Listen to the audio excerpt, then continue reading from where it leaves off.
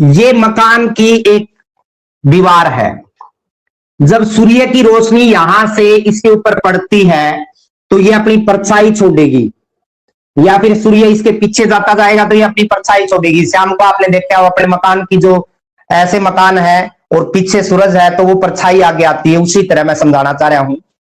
मान लीजिए आपको कोई ये पूछ ले कि यदि मकान की जो दीवार है उसकी ऊंचाई और जो परछाई आई है उसकी ऊंचाई, सॉरी उसकी यहां से लेंथ कह सकते हो यानी लंबाई, किससे, दीवार से, वो दोनों इक्वल है, ये भी इक्वल है यानी ये आपस में एक दूसरे के इक्वल है, तो दीवार और परछाई के बीच में कितने डिग्री का एंगल बनेगा? वॉल और जो शैडो बन रही है उसके बीच में कितने डिग्री का एंगल बनेगा? What is angle between shadow and height of wall?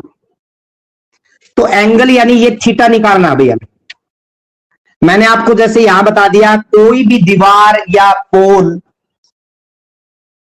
जो यूनिवर्सल चीजें हैं या पेड़ आप कह सकते हो, वो धरती के साथ में कितने डिग्री का एंगल बनाएगा? ये नोट कर लीजिए, 90 डिग्री का, 90 डिग्री का कोण बनाएगा। हम क्या करेंगे यहां से बेटा, ध्यान दीजिए, हमें ये जो मान है यानी ये ए बी और ए सी दोनों इक्वल दे रखी है, हमें गिवन है या दिया है ए बी इक्वल टू ए सी, ये दे रखा है। तो हमें निकालना है किसका मान? इसका और इसका। आप ध्यान दो, या तो इसके बाई में ये लेना पड़ेगा हमें एंगल बनाने के लिए। आपको ये पता है ये बेस है, क्योंकि ये मैंने एंगल बता दिया, तो ये बेस बन गया यानी आधार बन गया। आपको बताया था पहले, ये आपका क्या बन गया भाई? परपेंडिकुलर यानी लंब बन गया बेटा। और ये हाइपोटेनियस आपको पता है, या फिर इसको कर्ण बोलते हो आप। अब मैं क्या करूंगा, या तो दोनों इक्वल है, यहीं से देख लो आप, इनटू में क्या कर सकते हैं, इसके 1 कर सकते हैं। यहां ये मल्टीप्लाई में है, इधर आएगा तो डिवाइड में, ए बी बाई में ए सी इज इक्वल टू आ गया 1। ध्यान से देखिए, ए बी क्या है? बेस, और ये क्या है? Perpendicular, A C. Base by में परपेंडिकुलर, किसका फार्मूला है? अपने दिमाग में सोचो। आपको पंडित बद्री प्रसाद हर हर बोले, या फिर फार्मूला बताया था आपको, ध्यान हो, लाल बटा में कक्का। तो यहां जो फार्मूला बन रहा है, दोबारा रिपीट कर दूं, हिंदी मीडियम वाले ध्यान देंगे आधार बटा में लंब, और इंग्लिश मीडियम वाले ध्यान देंगे बेस बाई में परपेंडिकुलर। तो बेस बाई में परपेंडिकुलर ये यहां पड़ा भाई, और ये यहां पड़ा, तो ये फार्मूला बताया था tan का उल्टा यानी कोट का। कोट थीटा किसके इक्वल आ गया? 1 के। अब आप कोट की टेबल में देखिए कि कोट का मान कौन से एंगल के ऊपर 1 होता है। आई अगली लाइन में लिखें, cot theta equal to cot 45। Clear है? कोट से कोट कैंसिल हो जाएगा बेटा, तो थीटा का जो मान है वो कितना आ जाएगा? 45 डिग्री। समझ में आ गया अच्छी तरह से? सिंपल क्वेश्चन है, दैनिक जीवन में हमें ये चीजें देखने को मिलती हैं, तो उसी से आप अंदाजा लगा सकते हो कि इस तरह से क्वेश्चन आपसे पूछे जा सकते हैं एग्जाम में, या फिर कॉम्पिटिटिव एग्जाम दोगे आने वाले समय में आप, उसके अंदर भी पूछे जा सकते हैं। त्रिकोणमिति का इस तरह से हम यूज करेंगे, आपको यहां देखने को मिल गया। इस तरह से हम क्वेश्चन जो है वो अप्लाई करेंगे, ऐसे ही सोल्व करेंगे। जैसे आपका फर्स्ट क्वेश्चन यहां दिया हुआ है, उससे पहले मैं आपको एंगल बता दूं। मान लीजिए आप यहां नीचे खड़े हो और यहां पोल है, कोई भी पोल है, ये ऐसे आप यहां खड़े हो, जैसे ये पोल है भाई, देखिएगा बेटा, यदि यहां से आप खड़े हो तो यहां से ऊपर की ओर देखोगे ना, इसको बोलते हैं हम एंगल ऑफ एलिवेशन।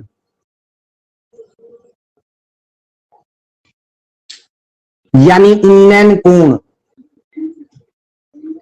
यदि हम नीचे से अपनी आईज से नीचे खड़े हैं और ऊपर की ओर कोई चीजें देखेंगे तो कौन सा कोण बनेगा? उन्नयन कोण, एंगल ऑफ एलिवेशन।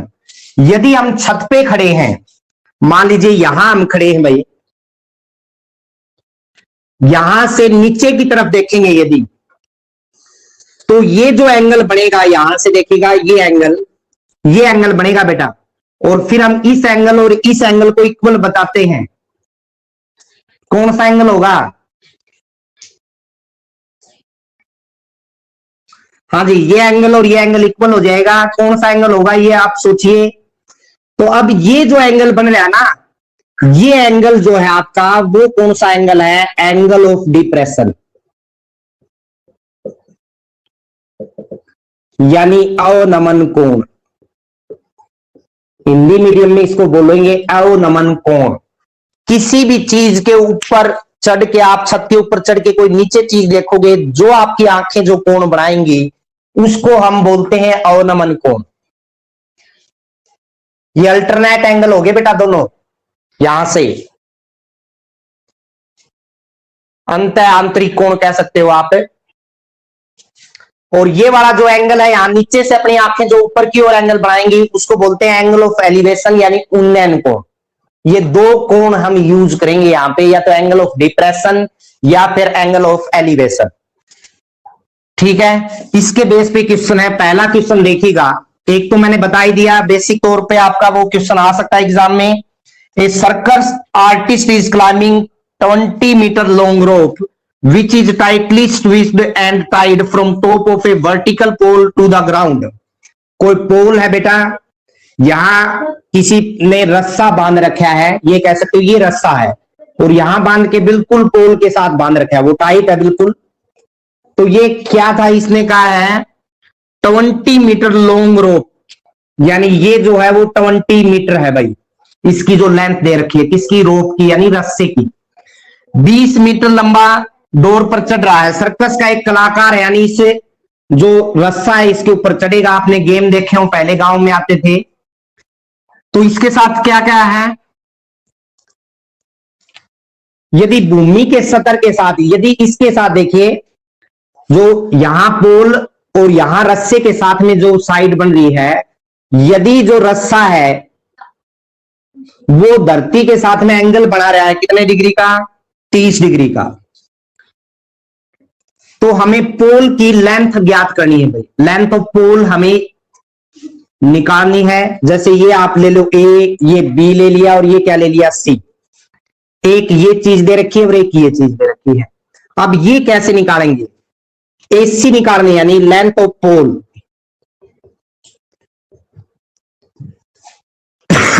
पहला क्वेश्चन है ये, इजी है बिल्कुल। हमें निकालना क्या है, पहले वो लिखिए आप, एसी निकालना भाई। गिवन क्या है, फिर वो अपने माइंड में लेंगे। गिवन है बीसी, तो क्या मैं इस एसी को एसी बाई में बीसी इंटू में बीसी कर सकता हूं? बीसी से बीसी कैंसिल हो जाएगा, तो आपका एसी बच जाएगा। अब अपने दिमाग में ये चीज लाइए बेटा कि एसी है क्या। According to given condition, AC किसका काम कर रहा है? लंब यानी परपेंडिकुलर का। और बीसी किसका काम कर रहा है? हाइपोटेनियस यानी कर्ण का भाई। तो एसी मीन क्या हो गया आपका? लंब, और बीसी मीन क्या हो गया? कर्ण। लंब बटा में कर्ण का काम कर रहा है। और आपको पता है जो साइन थीटा हम लेते थे उसका फार्मूला क्या होता था? लंब बटा में कर्ण, या फिर इंग्लिश मीडियम वाले इसको लिखेंगे परपेंडिकुलर बाई में हाइपोटेनियस। क्लियर है? तो इसको हमने क्या लिख दिया? Sine theta. थीटा का काम अब देखो, यहां थीटा लेते थे, या फिर आप ये लेते थे पॉइंट। थीटा कितना डिग्री दे दिया? 30 डिग्री। इंटू में बीसी, बीसी कितना दे रखे है भाई? 20। क्लियर है? अब यदि आगे देखें, साइन 30 का मान जो है वो क्या होगा, अपने माइंड में सोचिए आप। साइन 30 आपका 1/2 होगा भाई, इंटू में आ गया 20, तो 2 से इसको कैंसिल करोगे आप, 10 आ गया, यानी 10 मीटर आ गया। किसकी लेंथ? पोल की। एसी से पहले यहां पे आप लेंथ ऑफ पोल यानी खंबे की लंबाई या ऊंचाई ये लिख सकते थे। उसके बाद इस तरह से आपने इसको यूज करना। क्लियर है? समझ में आया होगा अच्छे से। अगला देखिएगा, अगला क्वेश्चन और भी इजी मिलेगा। अब क्वेश्चन को पढ़ के उसके बाद आपने स्टेप लेने हैं। दूसरा क्वेश्चन क्या दिया है? Tree bricks. कोई पेड़ है बेटा, देखिए ये पेड़ ले लिया हमने, यहां से ये पेड़ टूटेगा। इसने कह रखा है यदि ट्री ब्रेक्स हो जाए तो उसका जो ऊपर वाला पार्ट है वो जमीन के साथ लग जाएगा। मेरा कहने का भावार्थ है ये पार्ट और ये पार्ट इक्वल हो जाएगा, और इसको हमने यहां पे टच कर दिया।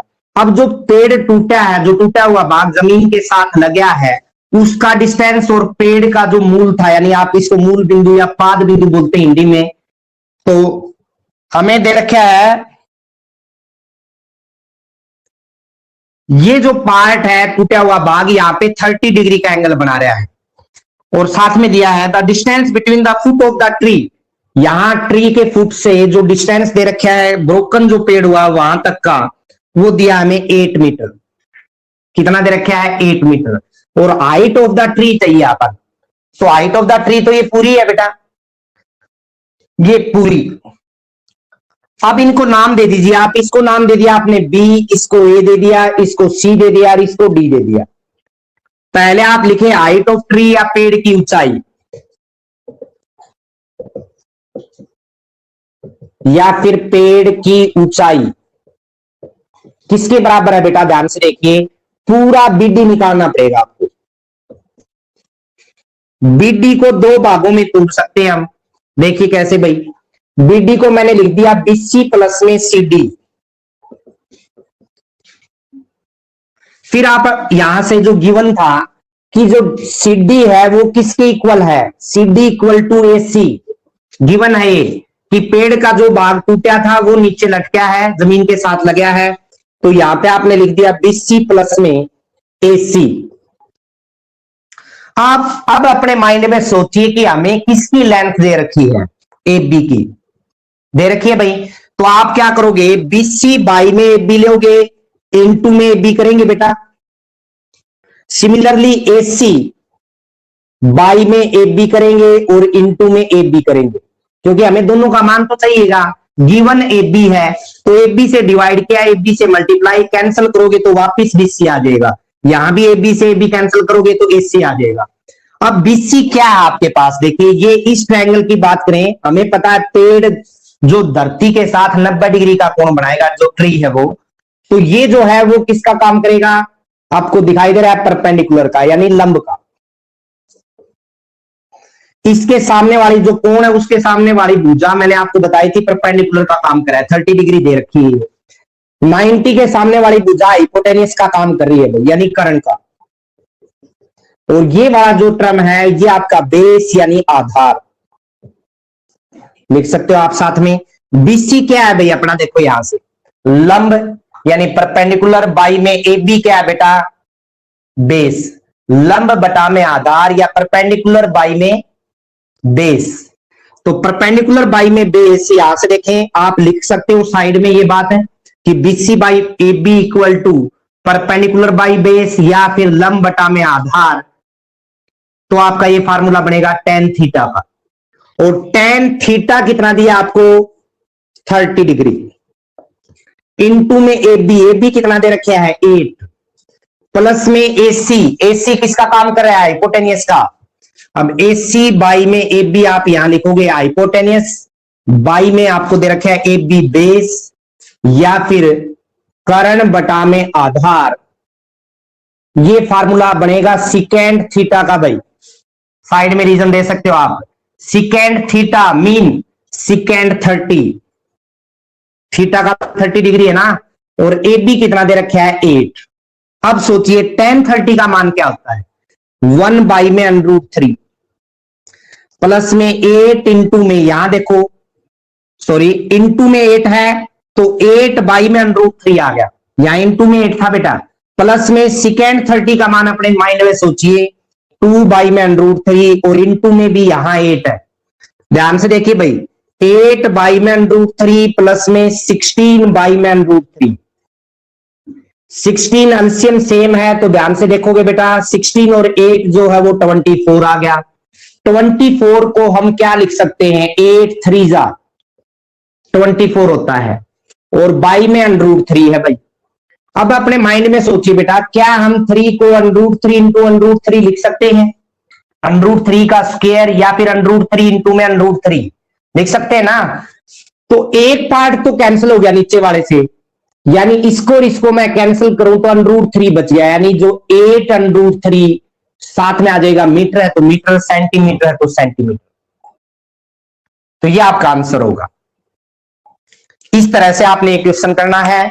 पेड़ यहां से टूटा, यहां अड़ गया, तो ये जो लेंथ है और ये इक्वल है, आपने जो यूज किए यहां पे ध्यान दोगे। उसके बाद में हमने क्या किया, ये इक्वल होने के बाद में ये दे रखा है हमें, ये 30 डिग्री है। मैंने पहले लिखा पूरी हाइट बीडी, बीडी को दो भागों में बांटा, बीसी प्लस में सीडी। सीडी किसके इक्वल दे रखी है according to given condition, AC के। अब क्या किया, हमें जो गिवन है उसका यूज करना है। गिवन ये 8 है एबी, तो यहां से एबी से डिवाइड किया, एबी से मल्टीप्लाई। सिमिलरली यहां किया, ये बीसी बाई में एबी जो काम कर रहा है वो मैंने बताया लंब बटा में आधार का काम कर रहा है, या फिर परपेंडिकुलर बाई में बेस जो tan का काम करेगा। और tan थीटा, थीटा कितना दे रखा है 30 डिग्री, तो 30 लिख दिया भाई, इनटू में एबी कितना था 8, वैल्यू पुट की है। सिमिलरली एसी बाई में एबी मैंने यहां लिखा है हाइपोटेनियस बाई में बेस या कर्ण बटा में आधार, तो वो बन गया secant theta. Secant theta, theta कितना है 30 डिग्री रख दिया यहां पे। इसका मान रखा 1/√3, 1 8 जा 8/√3 आ गया भाई। ये आपका 2 में √3, 8 2 जा कितना हो गया 16, दोनों कैल्शियम सेम है 24 आ गया। इसको 8 3 जा लिख दिया, इससे इसको कैंसिल किया, मैंने यहां पे बता दिया भाई एक पार्ट बच जाएगा, तो आपकी जो हाइट ऑफ ट्री है वो आ गया आपका 8√3। तो इस तरह से आपने ये क्वेश्चन करने, इसलिए आप एक बार टेबल जो फार्मूले ट्रिग्नोमेट्री के बताए थे वो सभी याद कर दें।